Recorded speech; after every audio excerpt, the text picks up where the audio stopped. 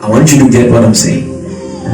If prayer is the only transportation into the realm of the spirit, if somebody has never gone into the spirit, that person has not prayed.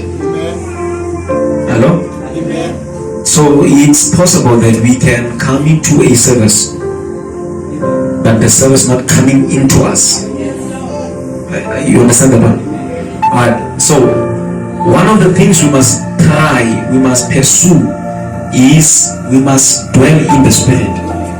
We must pursue to be spirit beings, and the only way to do that, the molecule of the spirit can only be formed in you based on how much you pray.